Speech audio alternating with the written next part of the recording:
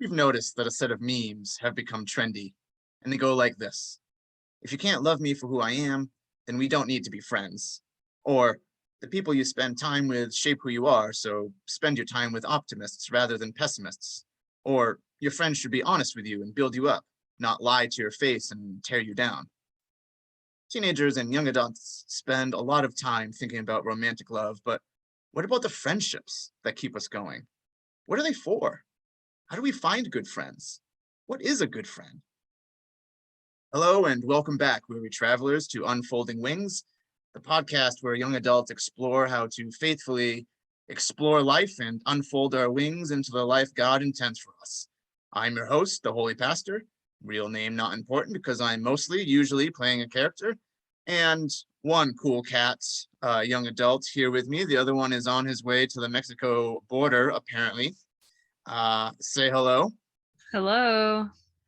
Welcome back. All right. So remember, audience, take whatever we say not as gospel truth, but as a launch pad for your own prayerful and faithful exploration with God. All right, here we go. I'm the creator and host. So as always, I get the first word. And I figure we can start with the practical. How do we actually find good friends? For me, it's basically impossible because pastors are pastors 24/7. Even though you're coming over later for a game night, it's not because we're friends, it's because I'm pastor. So don't even think we're friends. But we just can't shut it off. And other people also can't shut it off. They're always thinking about how we're pastors. Most people swear far less around me than in their real life. I know this, and that's a good thing. My holiness aura extends quite far, but it also means that no one looks at me as a potential friend. And I could make friends with other clergy, but then all we do is talk about how our churches just don't get it and how terrible people in church are. And it's therapeutic, but a bit pessimistic. And I hear things aren't much better for all you normal folk. You make friends in school, maybe, but they don't mature the way you'd hope, or so you're either stuck with a friend who pulls you down morally and mentally, or no friends at all. I hear there were golden years when you could go to church and guarantee you find yourself a few friends your age or of other generations, but that doesn't really work anymore. So, what do you do? How do you find friends? Oh, this is really hard because I've had the same friends for like my whole life.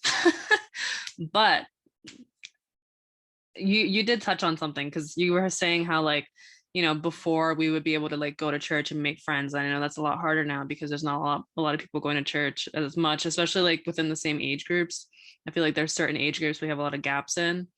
But I have a best friend that we've been best friends almost like 20 years. I met her at church and we literally talk almost every day. I think I talk to her more than my own family. So that's always nice. But I think like the most important thing is you got to put in the work to keep the friendship going. Because if you don't, somebody loses touch, then you're just like, oh, well, we'll get in touch eventually. And then you just keep having that thought and over again until years pass by and you're like, I don't really think we're friends anymore.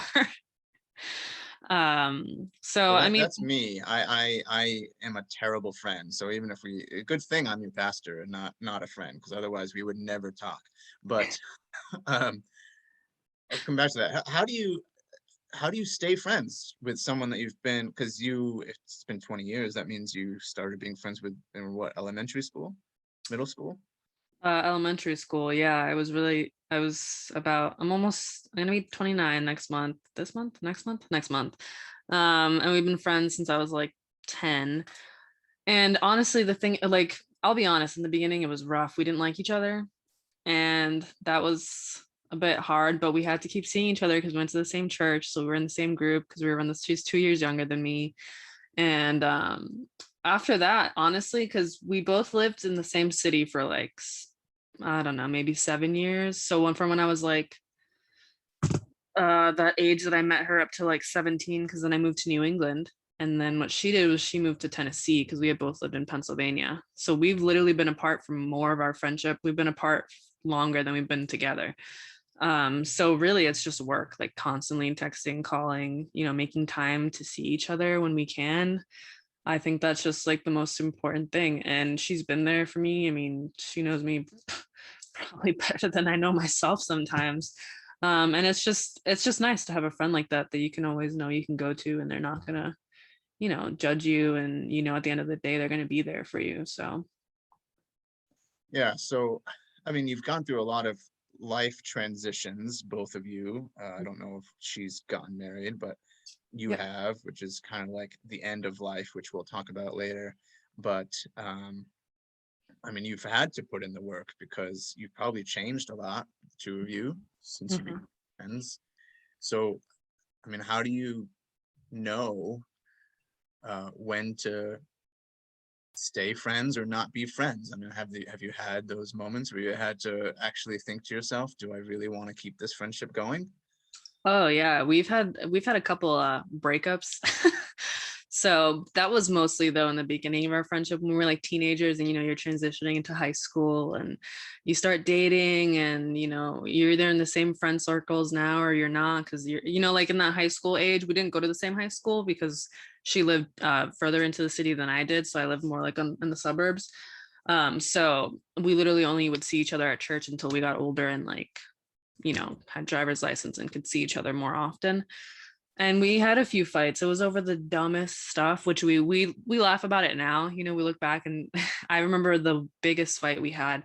She was like, "I don't want you in my life," and it was something with like, I was friends with her boyfriend, who then he ended up dumping her, and I was like, "Well, he's still my friend." Like, I was just like, "You guys are just not together anymore," and that was like a big no no. I learned my lesson after that, and she was just like, we were both being childish, and she made her aunt, because this was when we were before we had our licenses, she made her like aunt drive her to my house, and we sat down. She apologized, I apologized, and I think I was only like 16, she was like 14 at the time, or maybe even younger, maybe 15 and 13. We made up, and then after that we were like, you know what, this is dumb. Like, we're never gonna have a fight about a stupid guy ever again. Like, that was the dumbest thing ever. Why would we end our friendship that we've had? At the time it was only like what, 5 years long, but that was, I mean, that's pretty long when you're a kid. So we were like, we'll never do that again. And then I ended up moving away. I remember that was terrible. We both cried like idiots, and then she ended up moving away.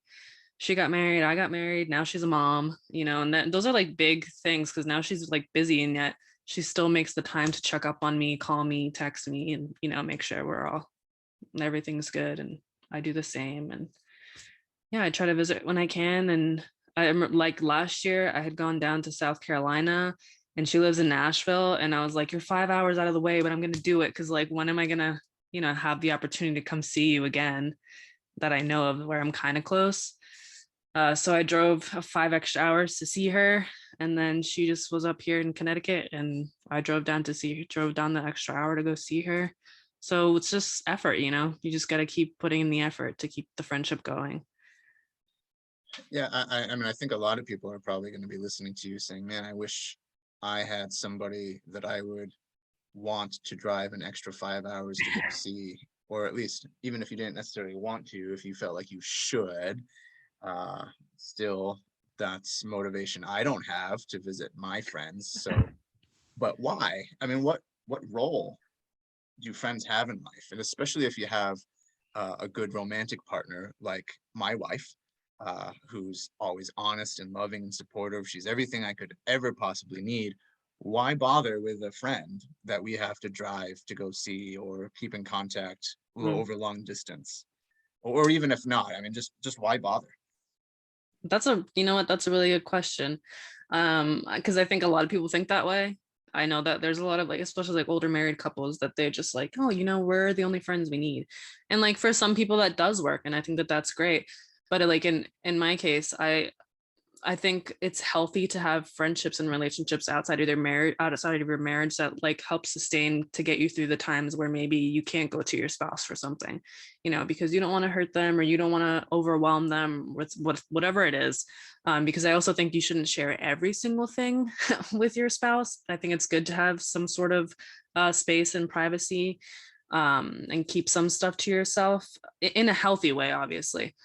And I don't think that I would be where I am if I didn't have the friends and the support that I did in my family, and that I did in my life, to get me to where I am right now. Especially like even before, because I've had friends longer than I've known Nate. And I wouldn't, I wouldn't be where I am without them. So it's just, I think it's good. And like, just because I met Nate and now we're married and it's all great and stuff, I wouldn't just, I'm not just gonna be like, oh, well, I have Nate now. So screw my friends. Goodbye. I don't need you anymore.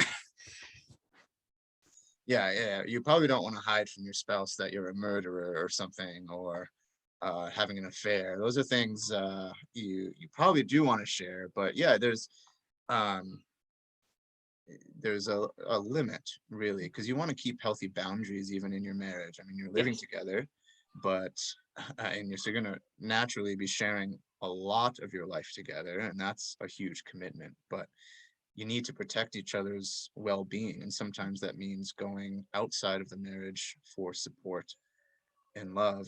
And it's also probably like an, I don't want to say it's an ethical thing, but uh yeah, there's, love is a commitment, and Mhm. that's what we say about marriage, but also about friendship, right? That there's love in a friendship, and you can't just say, like you mentioned, you can't just say, hey, I'm married now, and so the love that we've had as friends means nothing to me anymore. There's like an element of, I will still commit to you Mhm. because we've already put in so much work together. Yeah. Yeah. Yeah. I just think it's really important. I mean, like, my friends are like family to me. If I make this commitment where I'm going to be friends with you, like I'm not joking around, I'm going to put in the work to make it work. And if I feel like the other person's not putting in the same work as I am, like, and it's like a consistent thing, it's not just because they're having a rough time, then I'm not going to keep wasting my time, putting in all this work where I'm not even feeling like I'm being loved as well. So I mean, like, it's a balance, and once you have that figured out and you find people that are putting in the same amount of effort as you, I think it's a really cool thing, and it's a neat experience just to have friends, especially when it lasts you for so long. Yeah, and so that's, well, you said something I was going to transition into anyway, which is we don't want our friends just to be complaining all the time to us, or only calling us when they need us. And likewise, we don't want to do that to them. We don't want to think our friends are only for when we need them. Uh, our friends are for a lot more than that, but we keep them going so that when we need them, they're there. Yeah. But it reminds me, biblically speaking, perhaps the greatest friendship is between David and Jonathan before he becomes King David. You remember the story? uh Pastor's kid. no. Don't put me out like that, bro. So even though Jonathan is the son of David's rival, King Saul, Jonathan is super loyal to David, and he's more loyal to his friend David than to his own father. And so Jonathan's father wants to kill David, but Jonathan promises David that he'll figure out whether his father is serious, and he'll warn David. And they have this really nice, touching moment at the end. It's a heart to heart, essentially. It's kind of like Frodo and Samwise from The Lord of the Rings, which we all know is an extension of the Bible, of course. Mhm. But the two are extremely close. They do everything, they share everything, and they don't let anything separate them. They're honest, and they're always pushing one another to be better, to be good, and they carry one another when necessary, especially Sam and Frodo. And I mean, I've already said I don't really have great friendships. And so I think of these people and friendships that you're talking about and think, why can't I have a friend like that? Some theologian somewhere has said that having a true friend is the rarest thing in the world. But also, nowadays, a lot of people argue that Frodo and Sam, David and Jonathan were actually gay. Mm. And I mean, maybe, right? I mean, that's not dismiss that possibility. Why do they have to be gay is my question. I mean, it seems to me that in our world, in our culture, the assumption that they must be gay is a sign that we've forgotten what friendship is or could be, that there must be romantic love there. And in Greek, there are three words for love. There's romantic love, family love, and then friend love, Mhm. which is also known as brotherly love. And it's that one that theologians have always said is the one we should want. So what do we do about that now? And what does a faithful friend look like? You know, you're touching on something that used to bother me growing up because I remember, sorry, dad, if you're listening to this, but I remember growing up, my dad would always be like, guys and girls can't be friends, blah, blah, blah. This whole thing about how men and women cannot be friends because somebody's always going to want more than the friendship, right? And I always get really upset, even though that kind of did prove a little bit right a lot of the time. um there are some guy friends that I've had in my life that have never crossed that boundary, and obviously I haven't either. So I don't think it always has to be like, I think you can still have such a genuinely close loving friendship without it being romantic, because it doesn't always have to turn into like this lustful relationship where you just can't be without each other. I think that you can have that without needing to have like the sex part of it, and just have a genuine friendship where you truly love each other. And I think like people are just so gung-ho to like be like, oh, they must have been lovers, oh, they must have been lovers. Like I just, it makes me sad because I'm just like, I get to have this really great friendship with like people in my life where I feel really, really close, where it's just like, if you threw the sex in there, that would be the only like factor, I guess, that would make it into this romantic relationship. And don't I just don't agree. I think that you can just have it and it just be a genuine thing without all the physical stuff. I do have a guy friend that I consider to be very, very close with. And he has a girlfriend and I absolutely adore both of them, and it's never been like weird, and a lot of people are always just like, oh, like, he must like you or you must like him, and I'm just like, I hate that, that really pisses me off, because I'm just like, he's such a good friend, he's been like almost like a brother to me, and I'm just like, people are just sitting there assuming things because we're the opposite sex, and whether we're the opposite sex or the same sex, like, it makes me sad, because I'm like, you're missing out on such a great relationship you could have just because you think that it's going to become a romantic thing. So That's a good point. I thank you for making sure you talked long enough so that I could shoo away my son who came in. But I think, I wonder if perhaps where we as a culture went wrong in all of this is by showing skin on TV, because who can look away when you see feminine ankles or men's chest hair or something. It's just like, you can't look away, and then that's over. It's all about lust after that. mm. But but seriously, I wonder if boundary setting is really what our issue is, and we kind of already talked about that with it helps with marriages as well, but friendships too. I mean, do you like specifically say to friends, these are my boundaries, especially perhaps of the opposite sex? I'm committed to this friendship thing, so let's set that boundary right now, and not move forward, or you just trust that everybody is on the same page? The friendships that I've kept have been out of trust. Like I haven't had to be like, okay, well, this is where I stand with this. Please respect those boundaries. It's just worked out for me, which is really, really great. But the friendships that I've lost are the ones where they have approached me and they're like, oh, I have feelings for you. And I'm like, I don't feel the same way. Like I really thought that this was just like, we're friends and we're all good there. Like I don't want anything more than that. And I think that it is sad because I've lost really good friends that way, and it does make me sad because I went into it thinking like, oh, we could be friends forever, and they end up catching feelings, and I remember that was like the thing I'd cry about to my mom, and she's like, oh, it just sucks to be so beautiful, and I'm just like, you're so funny, like I'm really in pain right now, I gotta make a joke out of it.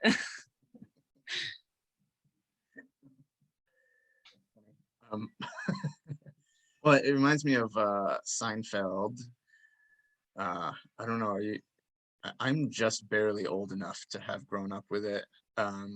Yeah, nope. I actually just watched Seinfeld, not for the first time because I've seen episodes here and there, but I just like watched a few episodes back to back. I don't know what was wrong with me, but it was enjoyable, It is. It's a great show. It's become my dishwashing show. That's what I watch to keep me motivated during the chores of the day. But there's a episode early on where Jerry and Elaine are discussing how they could have friends with benefits stuff going on. And so they're trying to set the boundaries. And they say, they begin with, well, we want to make sure we set these boundaries because we can't lose our friendship. Like, that's the most important thing. But then they discover, of course, that you can't start crossing some boundaries without crossing all of them. Right. And it's probably at that point you can't trust yourself anymore, that you feel like you need to talk about boundary crossing. It's probably at that point, the friendship just isn't going to work anymore. Yeah. Probably should just give it quits at that point. But all right, what else here do we have on our list of things to talk about? Oh, honesty. So well, I mentioned earlier the 3 words that Greek has for love, or used to have. I assume they still do. I think they're all related, but it's upsetting to me that English only has the 1 word, because it's really family love and friend love, which imply honesty more than the romantic love. And that's really what we kind of need from our friends, right? Is to be honest. I mean, to accept us, to support us, sure, but you also want friends to be honest to us. So I don't know, you might want to get like a Mike Tyson face tattoo, and hopefully a good friend would tell us how stupid that is. I mean, if they think it's stupid. If they think it's a great idea, then all right. But I can imagine some young adults, because we all know young adults have really thin skin, right? So I can imagine some young adults saying, oh, come on, can't you just accept me? I want to be accepted for who I am. I'm going to get a face tattoo and never talk to you again. But hopefully that's not what happens in a good friendship, right? You can accept when our friends tell us, but how does that work? I mean, are we able to manage the balance of being honest with other people, but also receiving their honesty in return? That takes a lot of work. I'm gonna be honest here. It's a lot of work because like in the beginning of the friendship, I feel like you're just feeling things out, right? Like you're like, how honest can I be without like hurting them or like, scaring them away, or they're like pissed off and they're like, we can't be friends anymore. Like you were too blunt. I didn't appreciate that. Like you got to figure out the gauge, right? Where, like, how far into this honesty can I be? And like, am I being honest or am I being a jerk? I think that my gauge is different with my different friends that I have. So like, the one that I've had for 20 years, I can be very, very honest and she'll be like, that was kind of messed up, but I'll take it, and I'm just like, all right, great. As opposed to like my other friends, I think it may have been actually Joe. I think I said something to him and he was like, damn, that kind of hurt, and I was just like, okay, I was too honest. Like I got to bring it back. Now I know that the gauge, it shuts off right here. That's as far as I can go. We'll build up later, once we get through this little tough spot. So I think like it depends on the person. It depends on how comfortable you are with each other and, how safe you feel with each other. And like, even with a marriage, I think it kind of works the same way. You can't always be like brutally honest. You don't want to hurt them, but you're also like, okay, well, I gotta tell them this. I don't know how to tell them, so I gotta word it in a way where I'm not going to hurt them, but I'm going to get my point across. So I think that just working up and figuring out how honest you can be and getting your point across is like a little project in itself for each person.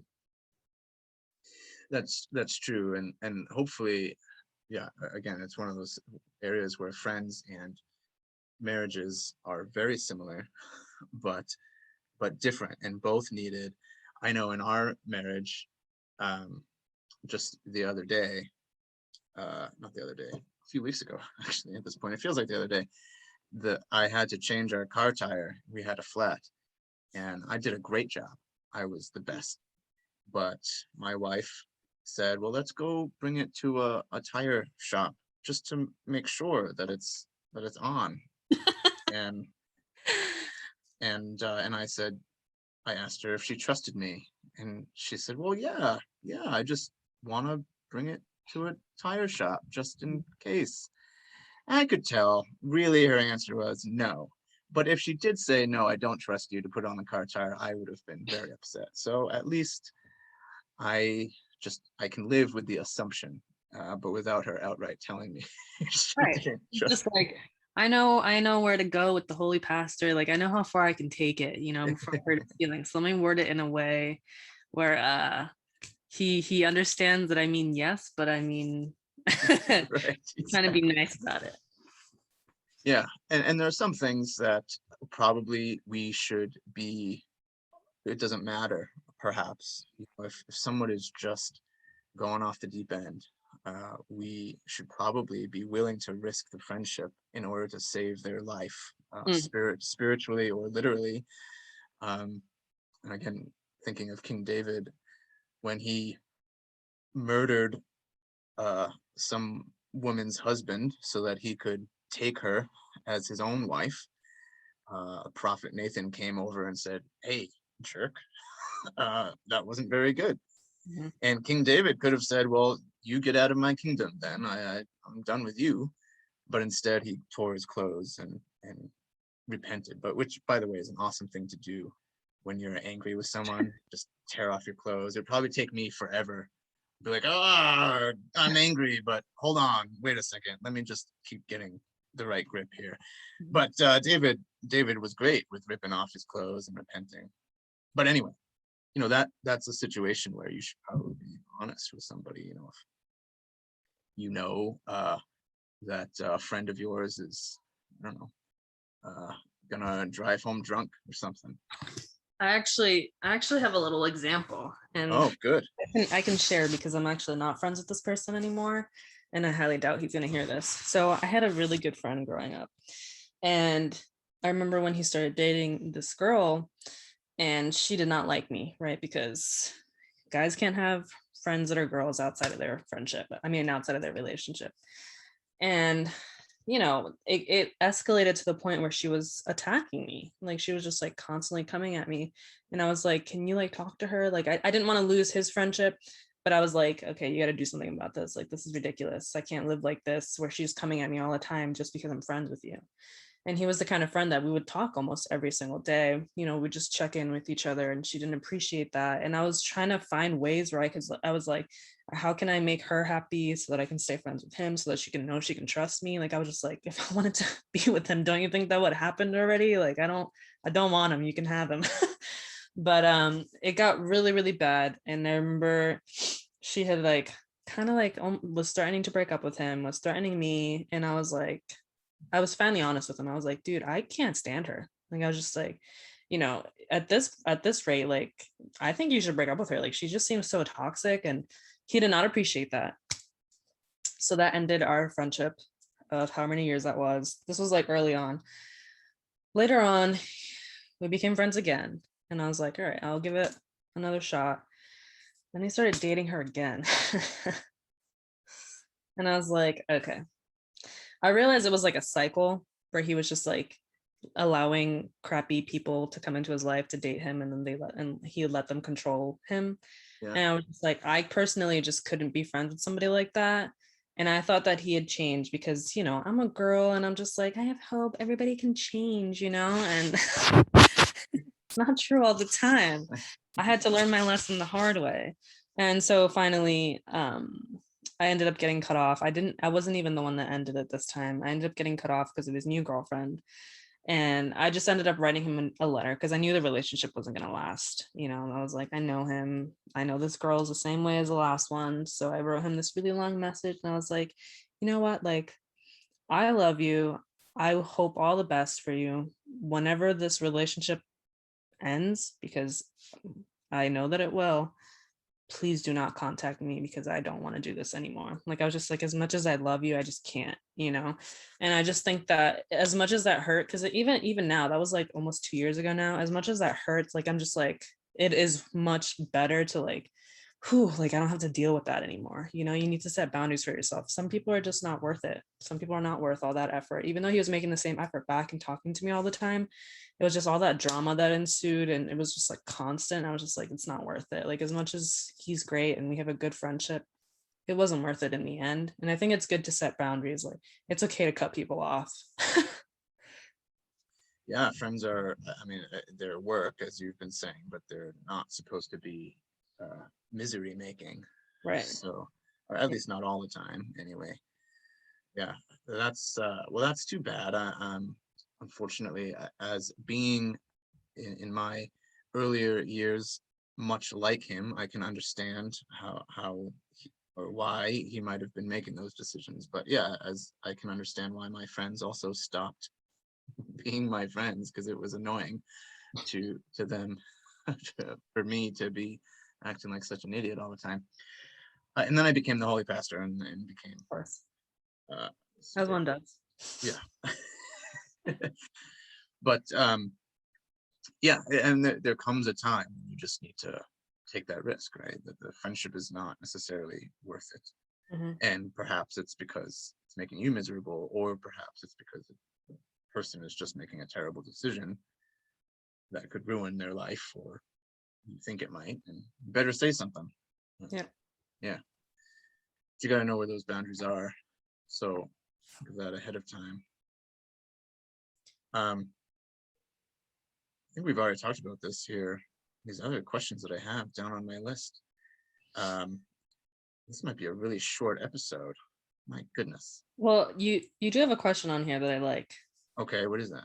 It's one of the last ones where it says, "What's the most meaningful form of love?" Oh yeah, yeah. And then I say you'll be graded on this, so you need to make sure you give everyone the right answer. Mhm. Yeah. So what's your answer? Um, I think for me personally, it's like familial love, family love. Um, because I've been blessed where I have a good family and I know that they're going to be there for me all the time. So for me, that's like, I mean, you know, the saying, the family is sacred. So I take that really seriously in my family, and I know my family is the same way. I mean, we'll drop anything to be together. And I think that that's like one of the purest things ever. And to also know that like you can have like the craziest fights, and I don't mean like in a toxic way, I mean, although some of them have been toxic. Like, you know, you can have like the craziest fights, but at the end of the day, you know that the second that you need something, they'll drop everything and be there. Like all of that crap, it doesn't matter. Like all the fights, it just doesn't matter. You're there for each other.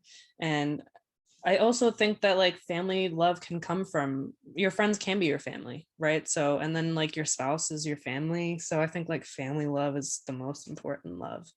Hmm. Well, and you said earlier too, and just again that friends are become like family to you. Mhm. So I guess that makes sense. And being someone who didn't have a really close family growing up and still doesn't really, and looking to my wife's family and other families that are closer as something that I hope for my kids, um, I can say that hopefully that ideal of what a family could be, of what family love could be, is what our listeners hear, so that they don't think, oh, well, my family stinks, and that's what my friend love should be like. No, think about the best possible family that sticks together, and then that's what our friends can be like. But I agree with you, that ideal of family love, because Danielle's family too, she grew up hearing her parents fight all the time, but then they loved each other Mm. a ton, and they were awesome together. They just happened to fight. That was just the way they did it. um, Yeah. and that's okay. But it takes a really strong love to do that. Does. I agree. I think like I was talking to some of my cousins the other day about like our family, because it's not perfect, right? I mean, I've not seen a perfect family yet. And but I know that there are some families that are good, and I'd like to think that my family is a good family, but there's a lot of flaws, especially when you start trickling into like extended family members, you know, the relationship's not as close. And I think like some of the things where some people can go wrong in their families is communicating or the way they show love. I think that we get maybe caught up in thinking what the specific version of love looks like, that you think anything outside of that cannot be love. Mm. But I also think that there's forms of abuse that also get confused to be love. So it can go either way, you know, like I just think that we need to communication. That's the thing that I would say is like the most important thing, is learning to communicate, feeling safe to be able to communicate in the way that you should be able to communicate, to share your feelings and to be able to talk things out instead of yelling at each other or assuming things about each other, because that just can turn into such a mess. And that's, I think, where a lot of families can go wrong, especially when we start talking about like even within friendships, since we're doing friendship today. Like, you don't want to like assume something is okay and then you go to find out that you just hurt your friend, and now you could possibly lose that friend, or they're not going to feel as safe around you as they did before because now they know something different. Like, I just think that with families you can get caught up in, oh well, things have always been this way, so this is the only way to do it. You can't like do it any differently. And I think that's where I'm hoping, kind of like me and my cousins are trying to figure out a way where we want to make sure that the generation that comes after us maybe feels a little bit more open to showing love differently. So That's a good point. There's certain expectations of decorum sometimes that excludes the ability to communicate, but that can also lead to not like secret abuse or manipulation, but kind of has that effect. And yeah, so I think people probably have heard of safe spaces, but I like to add brave space as well. That a safe space needs to also be a brave space, because safe doesn't necessarily mean you're going to agree and feel comfortable all of the time. So you yep. need to also be brave to be able to be honest, and hopefully combining the two means it doesn't turn toxic or into a really harmful fight, but you can still share and disagree and be okay after. Yeah. And all of these things, I mean, apply to friendship. It's because it is in the love family, with the other two forms of love that we talked about. So I think that's probably, hopefully, what people will take away from this is that, the no relationship is perfect, and friendships, we do get to choose our friends in a way that we don't get to choose our family. Mm-hmm. And I would say even in a way we don't really get to choose our spouses or our romantic partners either, because there's something different there. But it still requires the same amount of commitment and love in the sense of support and effort. Is there anything else that we've decided and can share with the world, our great wisdom? I think that kind of like to top it off a little bit, we're both married. So I think like the best decision you can make is marry somebody that is also your best friend. Yeah, absolutely. I totally agree. And I did say earlier on that I wouldn't talk about my wife in these episodes, but this is going to be like mention 3 today. So funny story. We were friends for, I think, 7 years before we started dating. And we were both really into Harry Potter. Of course. And so we would talk about Harry Potter. And after the 6th book, have you read Harry Potter? Yeah, of course. Come on. Okay. Oh, I assume. And spoiler alert, by the way, if you haven't read Harry Potter or watched the movies, but you want to silence this for about a minute. So after the 6th book, we talked about it, and I said to her, I think Snape is a really great guy. I think Dumbledore asked him to kill him. Mm-hmm. And Danielle was like, oh, I can't believe you. No friend of mine would ever say that. Snape is just the worst. And so I really enjoyed being able to hold that over her. Less so now that we're married, because I try not to hold things over her. But as a friend, I teased her with that all the time. I tease her with other things now, but like marital things. Anyway, so that's my story. But yeah, I agree. Friends that you can also sleep with, go to sleep with. Right, of course. Yeah, get your rest. Mm-hmm. Because Right. that's That's the only sleep we're talking. Yeah, I get it. Yeah, I would never talk about anything else. Of course. All right, well, we have covered everything. I think our time is up now as well. You listeners now have all you need to make good, meaningful friends and then keep them. So go and do it. Tell us how it goes. Be honest, be good, put in the effort, put in the work. And also tell those friends of yours about this podcast, which is found wherever you get your podcasts. Help us grow our audience so that more people can unfold their wings. We usually record the last Saturday of the month.